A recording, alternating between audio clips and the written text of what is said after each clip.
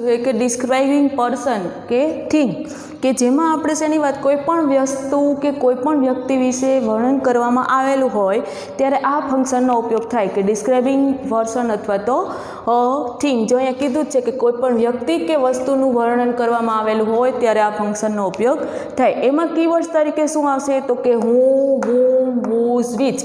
હું એટલે કે જે, whom એટલે કે જેનું, અને whom એટલે કે જેનો, જેની, જેનું, અને which એટલે કે જે.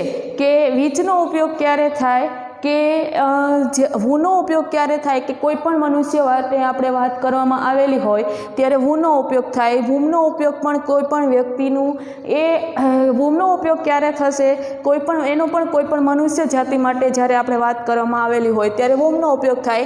જ્યારે whoseનો ઉપયોગ ક્યારે થાય કે કોઈ પણ વ્યક્તિનો એ વ્યક્તિ સાથે કે એ વસ્તુ સાથેનો કોઈને કોઈ રિલેશન એટલે કે કોઈને કોઈ સંબંધ દર્શાવવામાં આવેલો હોય ત્યારે whoseનો ઉપયોગ થાય. અને whichનો ઉપયોગ ક્યારે થાય કે કોઈ પણ વસ્તુ, કોઈ પણ પશુ, પક્ષી કે નિર્જીવ વસ્તુ કે પદાર્થ વિશે વાત કરવામાં આવેલી હોય ત્યારે whichનો ઉપયોગ થાય. હવે કેવી રીતે which, who, whom, whose ઉપયોગ થાય એના વિશે આપણે જોયું. હવે એનું પેલું આવ્યું ફોર્મેટ વિશે વાત કરીશું. તો પેલું આવ્યું હું. હવે હું કેવી રીતે વાક્યમાં આપણે જ્યારે કમ્પ્લીટ સેન્ટેન્સ પૂરું કરવા, સેન્ટેન્સને ઇનકમ્પ્લીટને કમ્પ્લીટ કરવાનું કીધું હોય ત્યારે હુંનો ઉપયોગ કેવી રીતે થાય એ જોઈએ. તો કે જ્યારે વાક્યની શરૂઆતમાં એટલે કે હું પહેલાં કોઈ વ્યક્તિનું નામ આપેલું હોય એટલે કે કોઈ પર્સન આપેલું હોય અને જો હું પછી કોઈ ક્રિયાપદ આપેલું હોય એટલે કે ક્રિયાપદ આપેલું હોય તો ત્યારે ખાસ યાદ રાખવાનું કે હું પહેલાં કોઈ પણ હંમેશા વ્યક્તિનું નામ આપેલું હોય છે અને હું પછી હંમેશા શું આપેલું હોય ક્રિયાપદ આપેલું છે. હવે એનું ફોર્મેટ જોઈએ તો પહેલાં આવશે હું, ક્રિયાપદ, કર્મ અને અન્ય શબ્દ. હવે એક્ઝામ્પલ જોઈએ કે જો શું કીધું કે આઈ નો ધીસ મેન.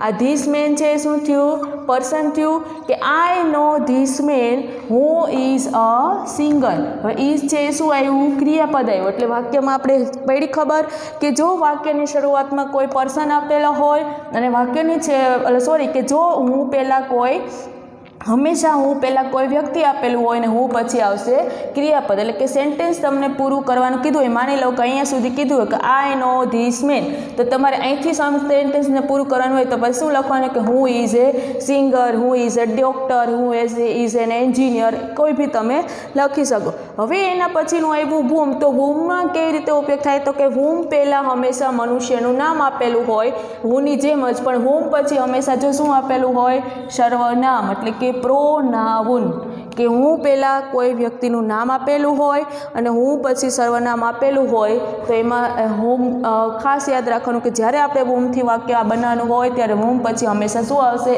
સર્વનામ ને whom પહેલાં આવશે કોઈ પણ પર્સન. ફોર્મેટ વિશે જોઈએ તો ફોર્મેટમાં પહેલાં આવશે whom પછી નાઉન કે પ્રોનાઉન એટલે કે નામ કે સર્વનામ, ક્રિયાપદ, કર્મ, અન્ય શબ્દ. એક્ઝામ્પલ કે ધ પર્સન વોઝ રામુભાઈ. જો પહેલાં whom પહેલાં આવ્યું પર્સન રામુભાઈ કે whom you know well. You છે એ શું થયું પ્રોનાઉન થયું એટલે કે whom પછી હંમેશા શું આવશે સર્વનામ આવશે અને whom પહેલાં આવશે કોઈ પણ વસ્તુ. હવે એના પછીની વાત આવી whose. તો whoseમાં કેવી રીતે કે whose પહેલાં હંમેશા કોઈ પણ વ્યક્તિ કે પર્સનનું નામ આવશે અને whose પછી એ વ્યક્તિનું એ મનુષ્યની માલિકી દર્શાવતું નામ એટલે કે એનો માલિકીપણું દર્શાવતું હોય.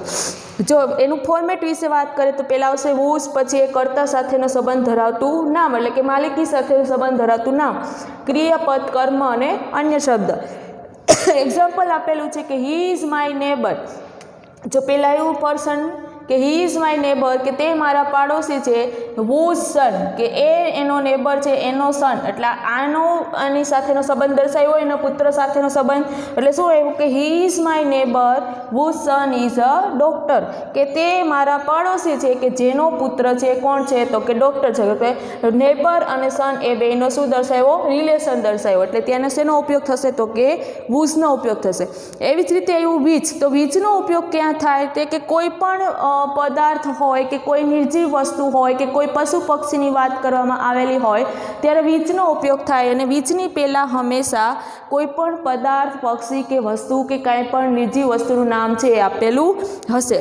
જો એક્ઝામ્પલ કે અને ખાસ યાદ રાખવાનું કે which છે whom છે એ બધા હંમેશા વાક્યની વચ્ચે જ આવશે. કે my father had bought an umbrella. કે મારા પિતાજીએ જો આગળ એન અમ્બ્રેલા, તો એવી વસ્તુ નિર્જીવ વસ્તુ એવી ને કે my father had bought an umbrella which has 4 colour, કે મારા પિતાજીએ છત્રી ખરીદી કે જેના કેટલા કલર હતા, તો કે 4 કલર. અહીંયા થઈ વાત કે માની લો કે ડિસ્ક્રાઇબિંગ પ્લેસ કે પર્સન નામનું ફંક્શન તમને પૂછવું હોય અને કીવર્ડ યાદ રાખવાના કે જો કીધું હોય કે ડિસ્ક્રાઇબિંગ પર્સન, તો હું વૂમ કે વૂઝ વાળું વાક્ય આપેલું હોય તો એ ક્યુ ફંક્શન થશે? Describing person. ને ડિસ્ક્રાઇબિંગ થિંગ, તો તમને જો વીચવાળું વાક્ય આપેલું હશે તો એ શું થશે? Describing things. ખાસ યાદ રાખવાનું, ક્લાસિફિકેશન ફંક્શન કે રિસ્પોન્ડ ફંક્શનમાં તમને જે ફંક્શન નીચે આવી રીતે ઉપર ફંક્શનનું નામ આપેલું હોય કે શોઈંગ કે describing process, showing contrast, purpose અને ડિસ્ક્રાઇબિંગ પર્સન કીધું હોય અને નીચે તમારે જોઈ લેવાનું કે જો હું વૂમ કે વૂઝ વાળું વાક્ય હોય તો એ ક્યુ ફંક્શન થશે? Describing person. અને જો હું વીચ વાળું વાક્ય હશે તો એ થશે ડિસ્ક્રાઇબિંગ પ્રોસેસ. એટલે ખાસ યાદ રાખવાનું કે તમારે બધા ફંક્શનના કીવર્ડ છે એક્ઝેક્ટ યાદ રાખશો તો પહેલાં જે 7 માર્ક્સના છે કે ક્લાસિફિકેશન ફંક્શન અને રિસ્પોન્ડ ફંક્શન છે એ તમને 7 માર્ક્સ રોકડા મળી જશે. હવે કમ્પ્લીટ ધ સેન્ટેન્સમાં તમારે એટલું યાદ રાખવાનું કે ઇનકમ્પ્લીટ સેન્ટેન્સ આપેલું હોય, માની લો કે અહીંયા સુધીનું તમને સેન્ટેન્સ આપેલું હોય કે ધ પર્સન વોઝ, અહીંયા તમને કીધું હોય કે ડિસ્ક્રાઇબિંગ પર્સન અને કીવર્ડ તરીકે તમને આપેલું હોય કે માની લો કાઉન્સમાં કીધું હોય કે ડિસ્ક્રાઇબિંગ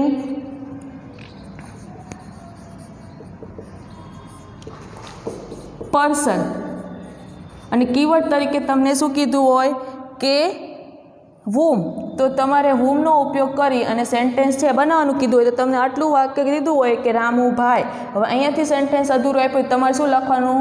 વૂમ પછી હંમેશા શું આવશે? પ્રોનાઉન, એટલે કે વૂમ, યુ, નો, વેર કે એવી રીતે તમારે કોઈ બી ઉપયોગ કરી અને તમે સેન્ટેન્સ છે એને પૂરું કરી શકો. પડી ખબર કે ત્રણેય રીતે તમારે સેન્ટેન્સ છે પૂછાશે ફંક્શનમાંથી, એ તમારે કે પહેલાં બેમાં તો ખાસ કીવર્ડ યાદ રાખજો એટલે તમને આરામથી કે આવડી જશે, અને બીજામાં તમારે કીવર્ડ અને કીવર્ડ તો આપેલું જ હશે એટલે ફોર્મેટ જો વ્યવસ્થિત આવેલી હશે અને કઈ જગ્યાએ કેવી રીતે શેનો ઉપયોગ કરવો એ ખબર હશે તો તમે સેન્ટેન્સ છે એ બનાવી શકશો. એટલે કે સેન્ટેન્સ પેટર્ન છે એ પણ તમારે યાદ રાખવાની રહેશે. અહીંયા આપણે આ ફંક્શન વિશે વાત કરી ડિસ્ક્રાઇબિંગ પર્સન અને ડિસ્ક્રાઇબિંગ થિંગ. હવે એના પછીનું નેક્સ્ટ ફંક્શન વિશે આપણે જોઈશું.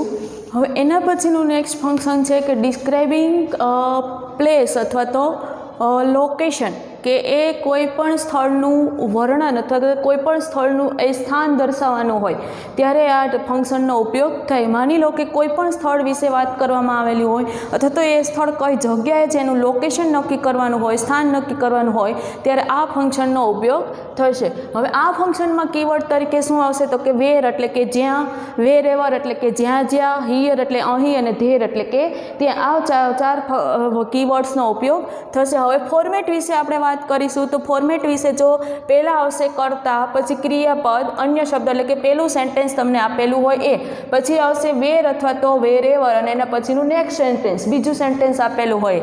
હવે જો અહીંયા આપણે એક્ઝામ્પલ જોશું એટલે ખબર પડશે કે a child likes to go where his mother is sitting, કે બાળકને ત્યાં જવું ગમશે કે જ્યાં એની માતા બેઠી હશે ત્યાં એ જશે. પડી ખબર કે વેર છે એ શું દર્શાવે છે? એનું સ્થળ દર્શાવે છે. કે ચાઇલ્ડ લાઇક્સ ટુ ગો ક્યાં જશે તો કે જ્યાં એની માતા બેઠી છે ત્યાં એ શું દર્શાવ્યું? એનું સ્થળ દર્શાવ્યું. એટલે કે જ્યારે કોઈ સ્થળ કે લોકેશન વિશે વાત કરવામાં આવેલી હોય ત્યારે ડિસ્ક્રાઇબિંગ પ્લેસ અથવા તો લોકેશન નામનું ફંક્શન છે એ ઉપયોગ થશે. પછી you can go wherever, wherever એટલે કે જ્યાં જ્યાં, યુ વોન્ટ ટુ ગો કે તમે જ્યાં ઈચ્છો છો ત્યાં, જ્યાં ઈચ્છો છો ત્યાં તમે જઈ શકો છો. એટલે કે વેર એવર, વેર એ હંમેશા વાક્યની વચ્ચે આવે. પછી એવું કે સ્ટોપ વેર યુ આર, કે જ્યાં તમે હો ત્યાં તમે ઊભા રહો.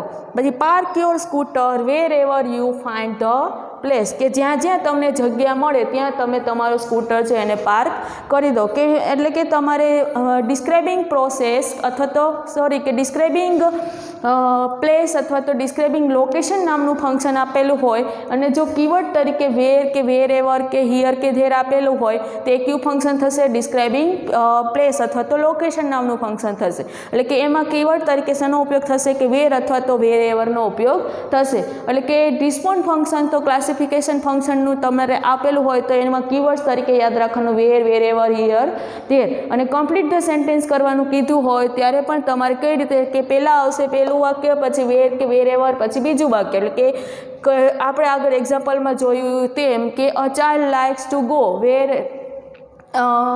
કે where is mother is sitting, અથવા તો let's go and where nobody should come. કે પછી એવી રીતે કોઈ પણ સેન્ટેન્સ તમારે વેરનું બનાવવાનું હોય અથવા તો વેરેવરનું બનાવવાનું આપેલું હોય તો એ કયું ફંક્શન થશે તો કે ડિસ્ક્રાઇબિંગ પ્લેસ અથવા તો ડિસ્ક્રાઇબિંગ લોકેશન નામનું ફંક્શન છે એ થશે. હવે એના પછીનું નેક્સ્ટ ફંક્શન છે આપણે એના પછીના નેક્સ્ટ લેક્ચરમાં જોશું. અને હજી એકવાર તમને કહી દઉં કે મેં જે કંઈ આ ફંક્શન ચલાવ્યા છે એ ફંક્શન તમારે તમારી ગ્રામરની બુકમાં નોટ કરવાના રહેશે.